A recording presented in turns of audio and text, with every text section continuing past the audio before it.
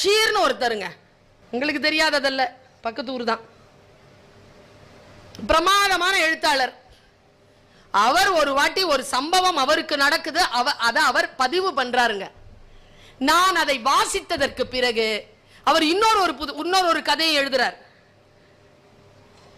நான் இந்த கதையை முதல்ல சொல்லிடுறேன், சுருக்கமா சொல்றேன். பஷீர் எழுதிட்டு இருக்கிறார்.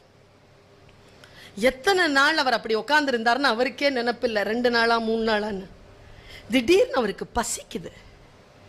நேரா எழுந்திருச்சு என்ன பண்றார், ஜிப்பாவை எடுத்து போட்டுட்டு வீட்டை பூட்டிட்டு சாப்பிட்றதுக்கு போறார்.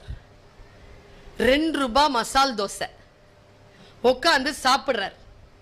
சாப்பிட்டு முடிச்சிட்டு தண்ணி குடிச்சிட்டு கை அலம்பிட்டு நேரா கல்லாப்பெட்டியில வந்து நின்னு ஜிப்பால கை போடுறாரு. பர்ச காணோம். படிச்சாலே பதறுங்க அந்த கதை. பர்ச காணோம்.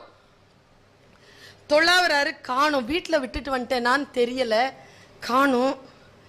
கல்லால உட்கார்ந்து இருக்கிற முதலாளி கிட்ட சொல்றார், அப்பா பர்ஸ் எடுத்து போட்ட ஞாபகம் இருக்கு, இப்ப பாக்குறேன் இல்ல, நான் சாப்பிட்டேன் 2 ரூபாய், நான் போய் அந்த காசை கொண்டு வந்துடுறேனே அப்படின்னு இவர் சொல்ல, அந்த கல்லால உட்கார்ந்து இருந்தவன் அவமானமாக ஒரு பார்வையை பார்த்து உறக்க சிரித்து, எத்தனை பேருடா இப்படி கிளம்பி இருக்கீங்கன்னு கேட்கிறான். மனசு பதறுது அவருக்கு. அசிங்கமா இல்ல, இன்னொருத்தன் உழைப்புல வந்து சாப்பிட்டுட்டு திருடிட்டு சாப்பிட்டுட்டு இப்படி காசு இல்லைன்னு சொல்லிட்டு போற மானம் இல்ல உனக்கு, இப்படி திட்டுறான். உடம்பெல்லாம் பதற, தன் காதில் மட்டும் அது விழவில்லை, அவன் சத்தமாக பேசுகிறான். 45 பேர் சாப்பிட்டு கொண்டிருக்கிறார்கள், எல்லோர் காதுகளிலும் அது விழுகிறங்கிற பதட்டத்துல, சரிப்பா சரிப்பா கொஞ்சம்பா, நான் ஏதாவது வேலைன்னா கூட செஞ்சிடறேன்ப்பா, நான் கொடுத்துறேன்ப்பான்னு கெஞ்சுறார். அவன் பெருசா கொடுப்பியா நீ காசு?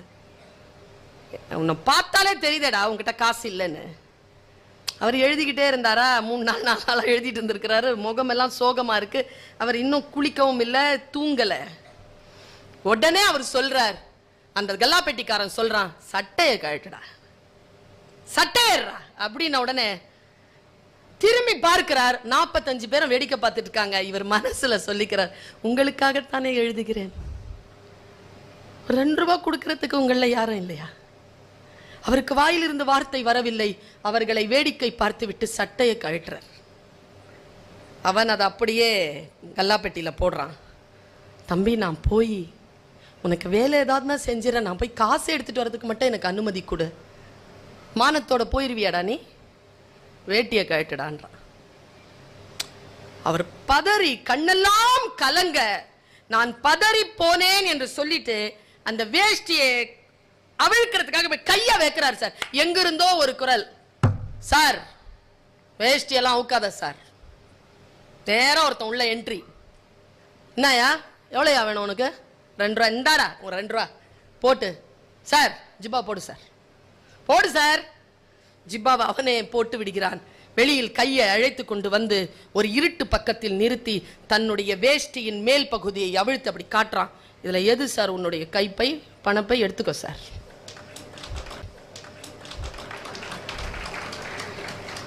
அவர் எழுதுறார், நான் பார்த்தேன், அதில் என் கைப்பை இல்லை, என் பணப்பை இல்லை, இதுல என் பணப்பை இல்லப்பா என்று நான் சொன்னேன்.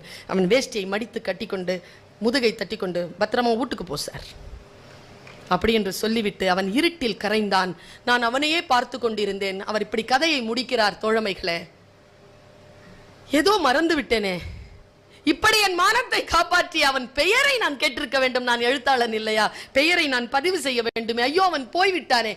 அவன் போனால் என்ன, அவனுக்கு 2 பெயர்கள் தான் இருந்திருக்க வாய்ப்புண்டு. ஒன்று, அவன் பெயர் கருணை என்று இருக்க வேண்டும், இல்லை என்றால் அறம் என்று இருந்திருக்க வேண்டும் என்று அந்த கதையை முடிக்கிறார் பஷீர்.